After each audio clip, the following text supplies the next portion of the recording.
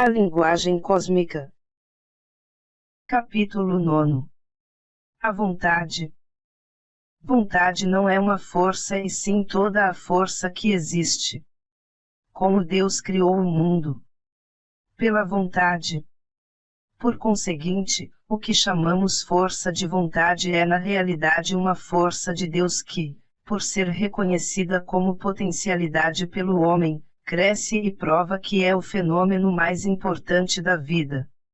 Se existe um segredo que possa ser visto oculto no mistério do mundo fenomênico, é a força de vontade. Tudo o que fazemos física e mentalmente se completa pela força de vontade. Nossas mãos, apesar de seu perfeito mecanismo, não segurarão um copo d'água se não forem acionadas pela força de vontade que o sustenta firme. Um indivíduo pode parecer muito saudável, mas se lhe faltar força de vontade não será capaz de se manter em pé. Não é o corpo que nos faz permanecer em posição vertical, é a nossa força de vontade, que sustenta o nosso corpo e o faz mover-se. Os pássaros na realidade não voam com as asas, voam impulsionados pela força de vontade. Os peixes não nadam com o corpo, nadam pela força de vontade. Quando o homem tem vontade de nadar, nada como um peixe. O homem tem sido capaz de executar coisas maravilhosas usando sua força de vontade. O sucesso e o fracasso são fenômenos da vontade. O que leva uma pessoa ao sucesso é apenas o fenômeno da vontade. Quando a vontade está ausente, falha o indivíduo, embora qualificado e inteligente. A vontade, portanto, não é uma força humana, é uma força divina que trabalha no homem. O trabalho executado pela vontade na mente é ainda muito maior, pois nenhum homem pode sustentar na mente uma ideia por um momento sequer a não ser que tenha força de vontade. Se uma pessoa não consegue se concentrar, se não pode fixar seu pensamento por um momento sequer, falta-lhe força de vontade, pois a vontade é que sustenta o pensamento. Vamos agora à pergunta, de que é feita a força de vontade? Na linguagem poética, força de vontade é amor e, em termos metafísicos, amor é força de vontade. Se alguém diz que Deus é amor, quer dizer realmente que Deus é vontade, porque o amor de Deus se manifestou depois da criação e a criação foi a vontade de Deus. Assim, pois, o aspecto original do amor é vontade. Quando alguém diz gosto de fazer isto, realmente quer dizer farei isto, uma expressão mais forte que significa, gosto imensamente de fazer isto. Outro sim, vontade e consciência são a mesma coisa fundamentalmente. Essas duas expressões usadas para significar a mesma coisa, fazem delas, entretanto, coisas distintas. Essa dualidade é produto da unidade. O próprio ser de Deus é vontade na expressão e é consciência na reação. Em outras palavras, na ação é vontade, no silêncio é consciência, como acontece fundamentalmente com o som e a luz, que são uma e mesma coisa. Num estado a fricção das vibrações produz a luz, no outro estado as mesmas vibrações produzem o som, que é audível. É por este motivo que a natureza e o caráter do som e da luz são uma e mesma coisa. E assim são a natureza e o caráter da consciência e da vontade, porque tanto uma como a outra pertencem ao próprio ser de Deus. Diz o Corão, faça-se e fez-se.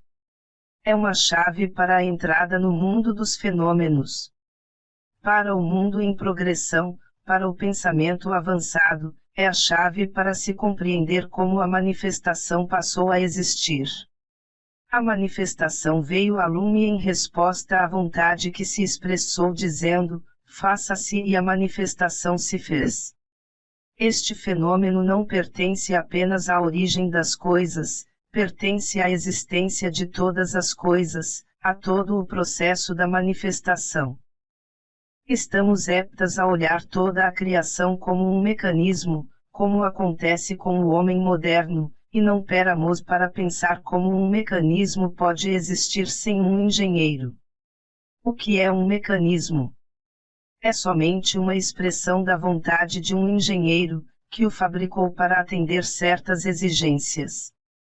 Como não vemos diante de nós o engenheiro e apenas vemos o mecanismo, envolvemos-nos nas leis que regem o funcionamento do mecanismo e nos esquecemos completamente do engenheiro, a cujo comando obedece todo o mecanismo em funcionamento. Como disse Rumi, o grande inspirador e filósofo sufi, no seu livro Masnavi, a terra, a água, o fogo e o ar parecem ao homem coisas ou objetos, mas para Deus são seres vivos. São seus servos obedientes e obedecem à vontade divina. Herdamos parte dessa vontade como herança divina. A consciência dessa herança divina é que a torna maior. Se dela não estivermos conscientes, tornar-se-á menor. A atitude otimista diante da vida desenvolve a vontade. A atitude pessimista reduz a vontade, rouba-lhe a grande força que tem. Se, portanto, há alguma coisa na vida que refreie nosso progresso, é a nossa própria pessoa.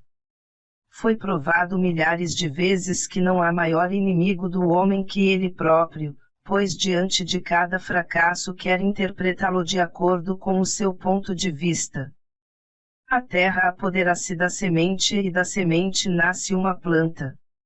O mesmo acontece com o coração, apodera-se da semente do pensamento e dela também nasce uma planta, cujo fruto é a realização. O que é de grande importância não é somente o pensamento, mas a força para manter o pensamento. Portanto, o fator coração, fator que sustenta o pensamento, é de suma importância para a consecução do objetivo da vida.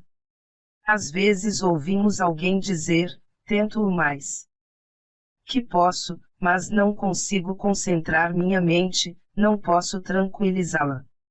Há verdade nisso, mas não é verdade que tal pessoa tenha tentado ao máximo. O máximo não termina aí, o máximo é o que nos leva realmente à realização do objetivo. A mente é precisamente como um cavalo teimoso. Trazei um cavalo selvagem e atrelai-o a uma carruagem. Para o cavalo selvagem é uma experiência tão estranha que ele escolceia, salta, galopa e procura destruir a carruagem. Igualmente para a mente é uma coisa estranha e pesada tentar fazê-la fixar-se num pensamento e sustentá-lo algum tempo. A mente se rebela porque não está acostumada à disciplina. A mente é capaz de por si só sustentar um pensamento. Apossa-se de um pensamento decepcionante, de uma dor, de um agravo, de uma tristeza ou fracasso tão firmemente que é difícil alguém livrar da garra da mente aquilo que ela mesma se apossou. Quando, entretanto, pede-se à mente que se aposse de um determinado pensamento, ela responde, não quero me apossar desse pensamento. Mas uma mente disciplinada pela concentração, pela força de vontade, torna-se escrava do homem. Quando a mente passou a ser escrava do homem e não o homem o escravo da mente, de que mais precisa ele? O mundo do homem passará a ser o mundo dele próprio. O servo transformou-se no senhor do reino. É provável que muitos queiram perguntar, por que não deixar a mente livre como nós somos livres? Mas o homem e a mente não são duas coisas diferentes. Seria o mesmo que dizer, deixemos o cavalo ser livre e o cavaleiro também.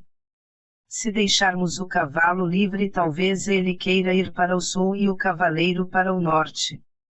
Como poderiam cavalgar juntos? Alguns podem também dizer, sejamos livres e a vontade será livre. Mas o que somos nós afinal? Não somos nada sem disciplina. A disciplina tem um lugar de destaque na vida do homem. A autodisciplina, embora pareça difícil e tirânica a princípio, no fim faz da alma a mestra do eu. Não foi em vão que os grandes sábios e adeptos levaram uma vida ascética. Tinham um objetivo em vista. Não é uma coisa que deve ser seguida por todos, mas compreendida. Devemos compreender, por exemplo, o que desejavam fazer de suas vidas, o que desejavam realizar. Essa vida de autodisciplina visava ao desenvolvimento da força de vontade. Tudo que nos falta na vida tem origem na falta de vontade. Todas as bênçãos que recebemos vêm por meio da força de vontade. Alguns pensam que não depende deles próprios a força de vontade, que ela é dada a certos homens como graça, como bênção. Não depende de nós mesmos porque ela é o próprio ser do homem. Sem dúvida é graça e é bênção, mas mesmo assim deve ser encontrada dentro de nós, porque a força de vontade é o nosso próprio ser.